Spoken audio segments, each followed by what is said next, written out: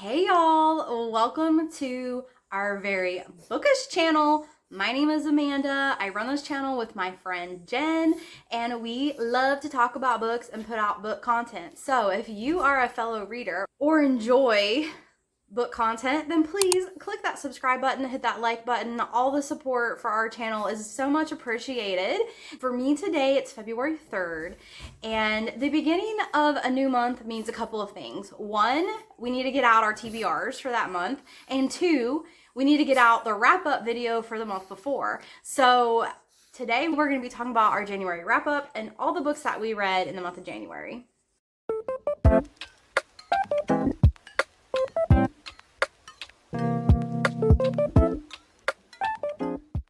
Hey guys, January is coming to a close. It's actually, for me, it's January 29th right now, and I'm doing a recap for it just a little bit early since I'm gonna be going out of town. Actually had a fairly successful January. I checked last year because I was curious how many books I had read last year, and it was before we were doing this channel, and I only had 3 books, which it's hard to remember. January is usually a slow time for me, so I don't know if I just wasn't motivated to read anything, but 3 is now considered a very slow month for me. Technically got through like 5.5 books, 5 3/4, 5 1/4. You'll see why in a second why I'm saying 5 1/4. And on Goodreads, it's counting Ruthless Vows in January since I finished it in January, but I technically went over it in my December recap because I started it at the very end of December. So I have 4.25 books to go over today for January recap. So let's get into it. Her book, or 0.25 book I'm counting, is a Frida McFadden. It's a very tiny little novella that she wrote, and it takes place at Christmas, and it was one of my presents. There was a little chunk of Frida McFadden books that I got as presents. It was around Christmas, so I just went ahead and read it, and I really loved it. It was one of those types of stories. I almost feel like this is a short story that you just want more. Obviously, I'm going to get a lot more Frida because we're doing a Frida vlog very shortly. As soon as I come back from vacation, it's going to be 3 Frida McFadden books all at once. So I am going to get plenty of Frida very shortly. So unfortunately for me, January was kind of a slow month. I got sick in the beginning of January, so for the first 10 days of the month, I did not have the energy to do much of anything. So I did not get a lot of reading done. And I actually have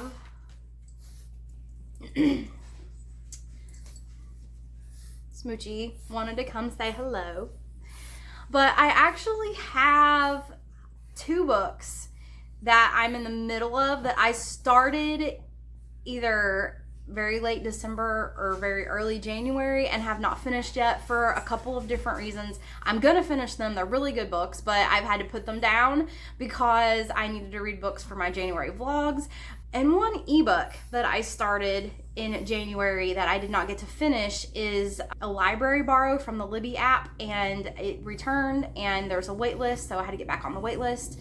I actually ended up going out and buying the book because I was, maybe a third of the way through it and enjoying it. So I just thought I'll just buy a copy. So I am going to be finishing that up in February. But enough about those 2 books. Those will be probably in February wrap up. For the month of January, I read 1, 2, 3, 4, 5.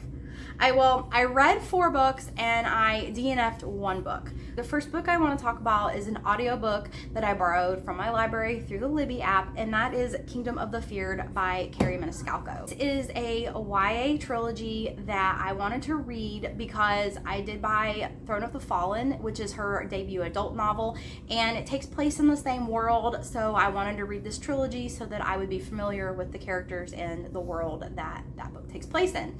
And if you saw my wrap up for the second book, which was Kingdom of the Cursed, I mentioned that I don't feel like that book was young adult for sexually explicit content, and it is the exact same for Kingdom of the Feared. The world is a very fun world. The writing is very YA, but to me, the sexually explicit content means it should probably be more classified as adult book. It's a weird because the writing's YA, the world building's YA, the plot is YA, but the sexually explicit content is not YA, so it's kind of an odd mix. I really wish she would have just gone full adult or had no spice and just been YA. So that's really my complaint about the book. One of my 2024 bookish resolutions was to do 1-sentence reviews on Goodreads for all of my books. If you're not following my Goodreads, please go into the description and click the link to follow my Goodreads if you want to. But my 1-sentence review for this book is enjoyable read with a fun setting, but definitely not appropriate for YA. And I am very proud of myself because there are 2 books I'm going to talk about next that have been on TBRs for a very long time. And I actually got them read in January. It's amazing. So the first one is Anna O. I had it on, I think, both December and January TBR. Originally wanted to do an ARC review for this, but that I ended up reading it well past the date that it came out, because it came out, I want to say, like January 2nd or something like that. So this one, I don't feel like it lived up to the promise of what's on the back, where it compared it to Gillian Flynn, AJ Finn, and Alex Michaelides. I feel like it definitely was a disappointment, and it was very mediocre in my opinion. I wouldn't suggest it to anyone, and it might be because I have read stories similar to this, but I didn't feel like it had huge gasping twists that really kept me riveted, and I really felt it was just mediocre for me. Unfortunately, after all the drama of having it on TBRs and dragging it into each one, it ended up being a very read, unfortunately. And I'm pretty sure I gave it 3 stars. If not, I probably rounded, because it's like a 3.5. I might have rounded it up to 4 stars. But even thinking about it now, I would still say, I would probably just say a 3-star read for me. And a couple reasons why I feel like it deliberately tries to trick you, which I don't really like when books do, when it feels like it's deliberately tricking you, because when you get to eventually the end and you find out some things, it just didn't feel like it was adding up. And who it ends up being, I feel like, was just deliberately misleading you the whole time. And there's someone that is behind a lot of what is happening. And I don't want to give too much, but there's a woman who is in a coma. She supposedly sleepwalked and killed 2 people. They call the main character, well, I shouldn't say main character, because you always switch perspectives in this one, but the one character you see through the most, he is someone who is, I don't know what his official title is, but he's like a sleep expert. He is able to help diagnose and work with those that have like sleeping disorders. And so he is called to help Anna, who is the one that is sleeping. So he starts to research and try and figure out some things. And always once you get close, especially when there's something else going on, he starts to get too close to the truth, and then there's a lot of things that happen. But I really feel, and I even kind of thought, oh, I wonder if they're going to do this very briefly towards the beginning, and then it ended up being that, but it's not obvious at all. I just know when you end up reading a lot of these thrillers, you end up thinking, getting suspicious of everybody around characters. So that was just a coincidence that I was like, I wonder if, and then it ended up happening. So I wouldn't say I would recommend this one. It was a very mediocre read, unfortunately. The next book I physically read, it's Ruthless Vows by Rebecca Ross. I have my copy right here. And this was also a YA romantasy. My one sentence review on Goodreads says, best YA romance duology I've ever read. And it is. I admit I have not read a lot of YA romantasy duologies, but this felt very wholesome. It was very interesting. It felt high stakes enough to keep a audience interested.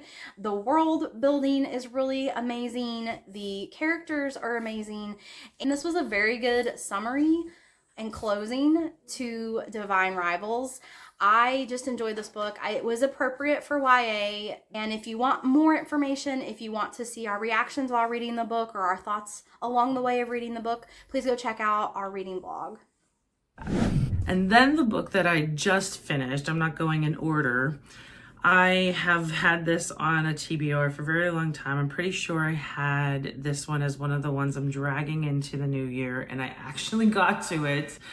And it's The Quiet Tenant, which our friend Tracy had said she really liked. And I was very intrigued for the longest time. It is a very different writing style. You see, again, a lot of different perspectives that seem to be, based on what I'm looking at and what I read, it seemed to be the theme of all the books that I read. So maybe I was just getting tired of that concept, because I ended up not really liking this one either. It was very mediocre to me, better than Anna O, but I did like having the perspective of the women that the serial killer next door, I guess you would call it, like serial killer was after these women, but you're seeing it from the perspective of the women.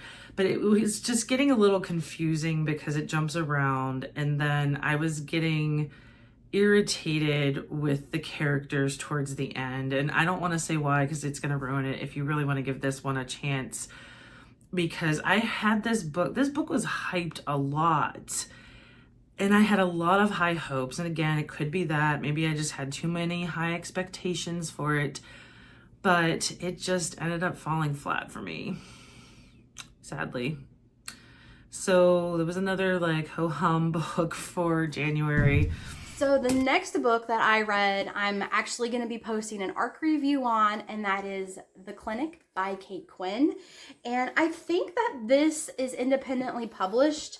The publisher's source books. And I do think that's an independent publisher. So I don't know. I haven't heard a lot of people talking about this book. I haven't heard it get a lot of hype, but boy, oh boy. Let me read my one sentence review on Goodreads for this book. Twist upon twist upon twist. So this book was, I don't know if it was just a break from the fantasy and I'm getting back into a thriller, or if, I just was more slower paced reading a lot of fantasy books lately and this thriller book was just so fast paced. I just needed this change. This book was what I needed at the time, and it was so much fun. Like I said, I'm going to post a full ARC review, so if you want to know more in depth about this book and how I felt about it, then keep an eye out for that ARC review coming up. And then, I don't even know which one I want to talk about next. So the Bright Barbie Pink book, Invisible Woman, I also had a lot of high hopes for this one. Of all the books I read, I probably liked this one the most. So that's saying something, if we're not counting Ruthless Vows in that bunch. So it was another one that promised something, and I should know better than to listen sometimes on what is on the outside of a book, with either the blurb or the description promising the earth, moon, and the sun. But it had said on the front from Alex Finley that there was a jaw-dropping twist. I would say no, there is not a jaw-dropping twist. I did enjoy reading this one though, even if it didn't have the jaw-dropping twist and had false advertising. So This one is about two friends that, and you don't really see them, it doesn't jump timelines. You do jump between the two friends, Joni and Val, even though you don't go back when they were friends in college. And it's very much about the Me Too movement. And there is someone that a lot of women come out and say this movie executive had sexually assaulted them. And it's very similar to some of the cases that have been in the news, and they even reference some of the real life cases. So it brings in a lot of real life celebrities and such, and acts like they're at parties, because her husband is very much like a CEO or at the top of the movie chain. And Joni and Val had wanted to get into movies for a couple different reasons. Joni was producing movies, and they both wanted to also act in movies. But ever since something happens to Val when they're in college, they haven't really spoken that much over the years. And Val had been sexually assaulted by the person that ends up being in the media, in terms of a bunch of women talking about him sexually assaulting them. So Joni wants to reach out because she's thinking, oh, maybe Val's going to raise her voice and talk about what happened with her, and she wants to support her.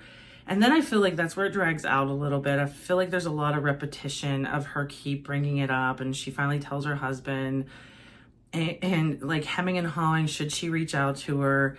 A lot of that felt like a little slow, and I don't know, that part just felt like, oh my God, is the plot ever gonna move forward?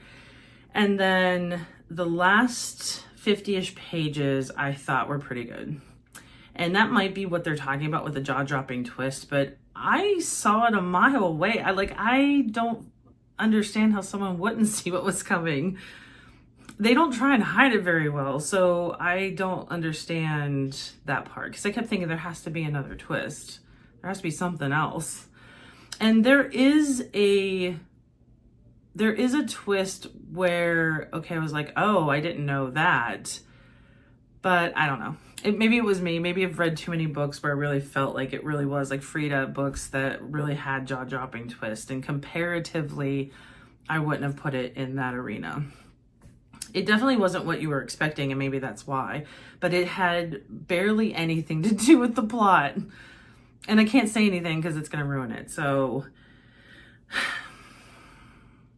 I don't know if I would say, yes, go read this. I'm trying to think of other books this is like that anyone would like. It is definitely more of a literary thriller. I wouldn't necessarily say this is like a murder mystery or anything. And it's very women-centric, though I don't know. I don't know how much I really feel it's pro-women. So another kind of ho-hum one that I read, unfortunately. Lastly, in the month of January, I read Night Film by Marisha Pessel. I read this book in our January secret TBR pick reading vlog. This wasn't the book that I had originally picked in my TBR. I originally had picked Assassin's Apprentice by Robin Hobb, because I really, really want to read Robin Hobb. I've heard really good things about her. I've heard really good things about the Farseer trilogy, and I wanted to get into that world. But if you saw our January secret TBR pick vlog, you'll notice that I think after all of the fantasy that I had read, I just was having a hard time. I needed to switch it up. So I had to just stop and switch genres. And so I picked up this. This was in the library. It was mentioned in a horror recommendation booktube video. So I thought, oh, okay, that's that book from the video. I'm going to check it out. And I just loved this book. I got so immersed in this world.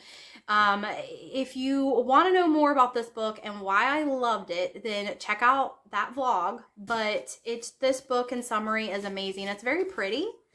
and it does include extra pictures and things for you to follow along with.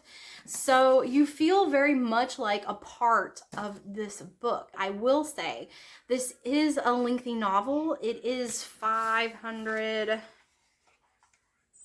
It is almost 600 pages. It is 587 pages, and then it actually has, in the end, it has another Rolling Stone article. This is the author that wrote it.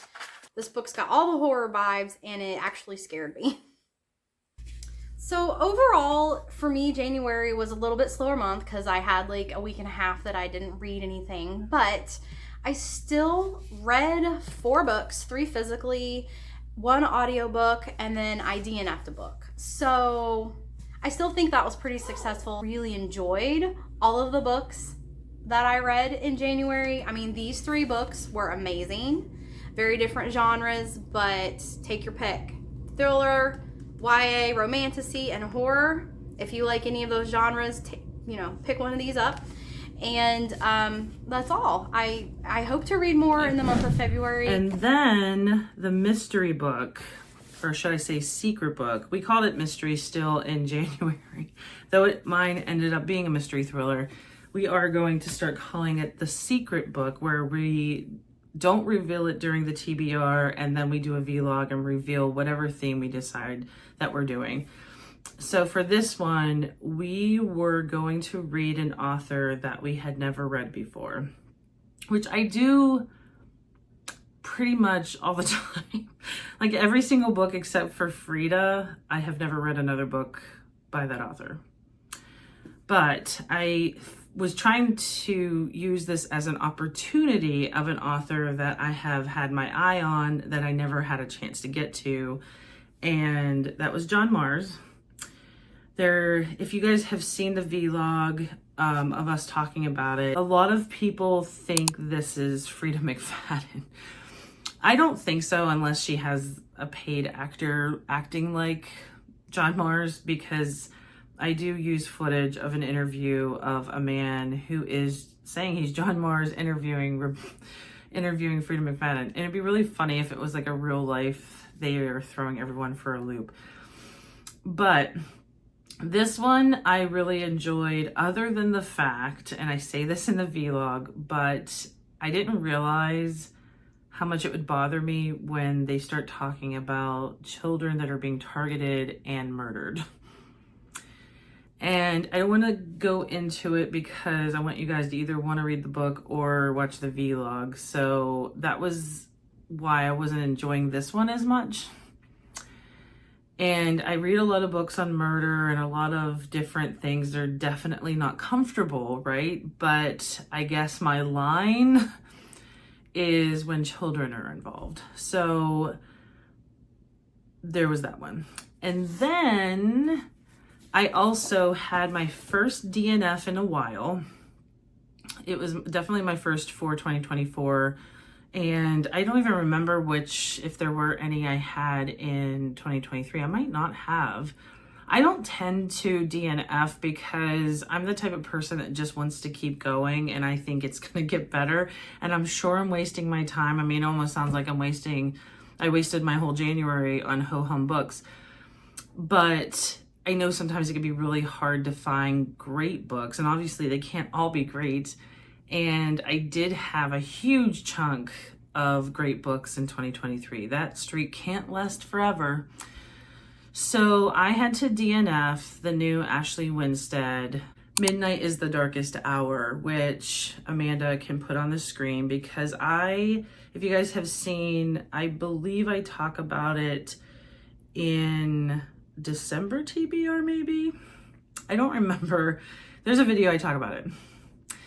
But I had loaned it from the library because I requested it, and I got about 3 chapters in, and it was not grabbing my attention. I was actually really bored to the point where I was like, I can't keep forcing myself to read this. It just wasn't my current mood. I did not want to read it. It just was making me want to fall asleep. And I'm sure it gets better. I don't know if I will end up picking it up again at some point, but I wouldn't say it was bad or anything like that. It just wasn't my mood at all. So I had to DNF that, unfortunately, at the time. So that was my January. And though I said it was successful in terms of number of books, the quality, not so much. That's what my January looked like. So hopefully, now that I'm going on vacation, I have some books I'm really excited about. I'm hoping that my February turns out a little better than this one. Catch us on the other end of February, where I'm hoping that my reads are a lot better than what I had in January. And until next time.